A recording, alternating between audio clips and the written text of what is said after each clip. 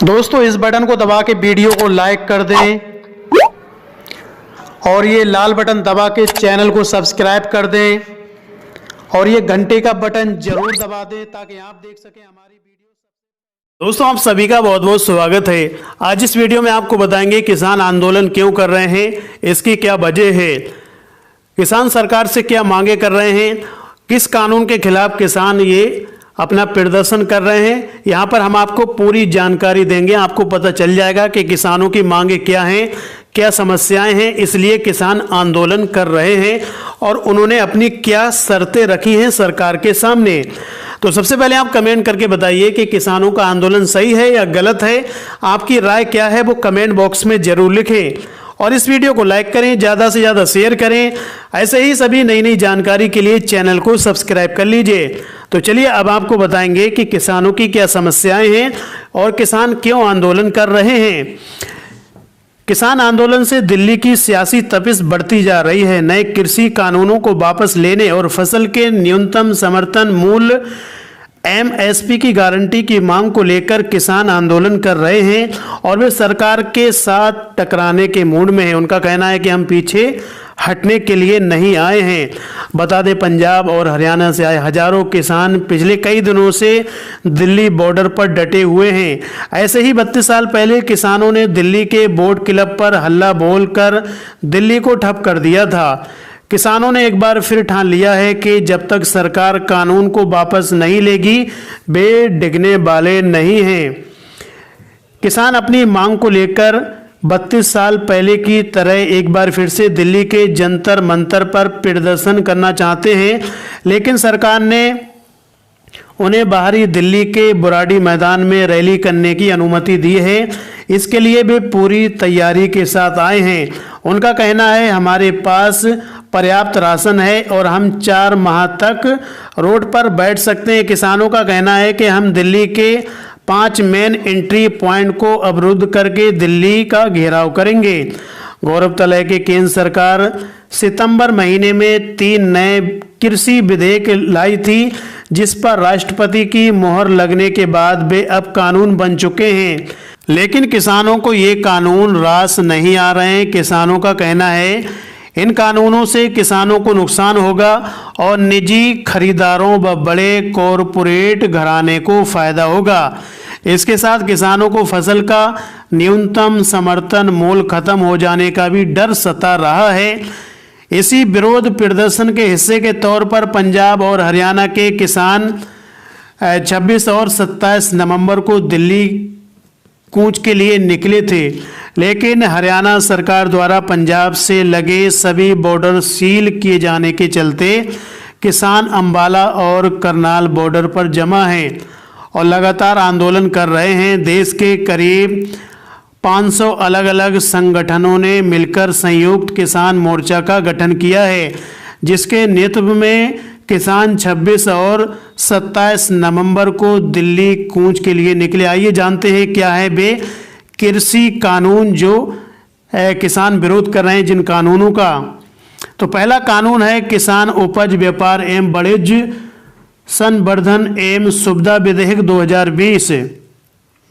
इसका उद्देश्य विभिन्न राज्य विधानसभाओं द्वारा गठित कृषि उपज विपणन समितियों APMC द्वारा विनियमित मंडियों के बाहर कृषि उपज की बिक्री अनुमति देना है।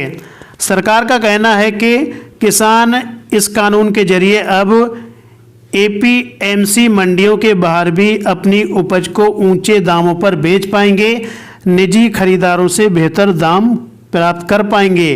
लेकिन सरकार ने इस कानून के जरिए APMC मंडियों को एक सीमा में बांध दिया है। Agriculture produce market committee APMC के स्वामित्व वाले अनाज बाजार मंडियों को उन बिलों में शामिल नहीं किया गया है जिसके जरिए बड़े कॉरपोरेट खरीदारों को खुली छूट दी गई है। बिना किसी पंजीकरण और बिना किसी कानून दायरे में आए हुए वे किसानों की उपज खरीद बेच सकते हैं।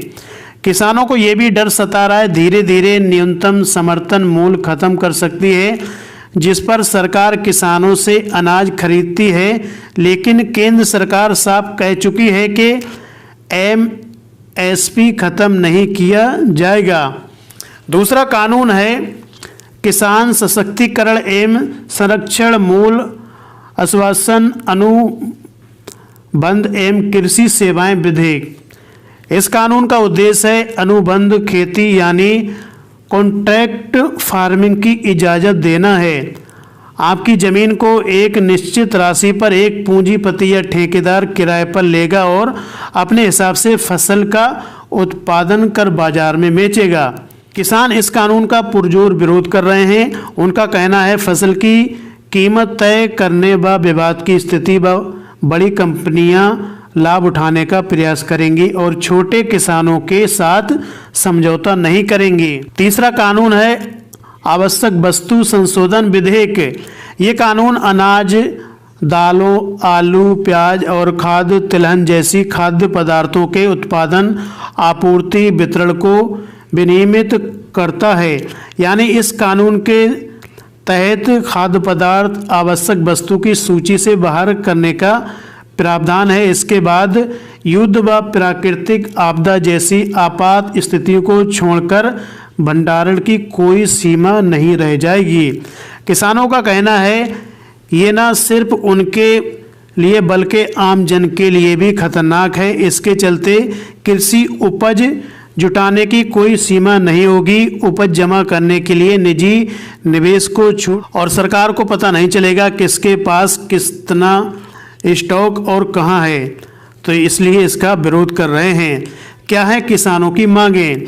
आंदोलनकारी किसान संगठन केंद्र सरकार से 3 कृषि कानूनों को रद्द करने की मांग कर रहे हैं और इनकी जगह किसानों के साथ बातचीत कर नए कानून लाने को कह रहे हैं। किसानों की 5 प्रमुख मांगें कुछ इस तरह से हैं। तीनों कृषि कानूनों को वापस लिया जाए क्योंकि ये किसानों के हित में नहीं है और कृषि के निजीकरण को प्रोत्साहन देने वाले हैं। इनसे होल्डर्स और बड़े कारपोरेट घराने को फायदा होगा। एक विधेयक के जरिए किसानों को लिखित में आश्वासन दिया जाए कि एमएसपी और कन्वेंशनल फूड ग्रेन खरीद सिस्टम खत्म नहीं होगा। किसान संगठन कृषि कानूनों के अलावा बिजली बिल 2020 को लेकर भी विरोध कर रहे हैं। केंद्र सरकार के बिजली कानून 2003 की जगह लाए गए बिजली संशोधित बिल 2020 का विरोध किया जा रहा है। प्रदर्शनकारियों का आरोप है इस बिल के जरिए बिजली वितरण प्रणाली का निजीकरण किया जा रहा है। इस बिल से किसानों को सब्सिडी पर या फ्री बिजली सप्लाई की सुविधा खत्म हो जाएगी।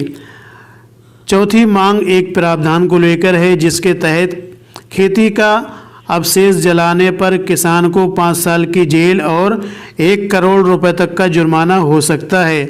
प्रदर्शनकारी ये भी चाहते हैं कि पंजाब में पराली जलाने के चार्ज लगाकर गिरफ्तार किए गए किसानों को छोड़ा जाए। तो दोस्तों ये हैं किसानों की मांगे, इसलिए किसान विरोध कर रहे हैं, प्रदर्शन कर रहे हैं। उम्मीद करते हैं आपको पूरी जानकारी समझ में आ चुकी होगी। सरकार के किन कानूनों का किसान विरोध कर रहे हैं और किस कानूनों की मांग कर रहे हैं। तो उम्मीद करते हैं दोस्तों इस वीडियो को आप लाइक करेंगे, शेयर करेंगे अपने किसान भाइयों को और चैनल को सब्सक्राइब करेंगे। आपने अपना कीमती समय दिया, इसके लिए आप सभी का बहुत बहुत धन्यवाद।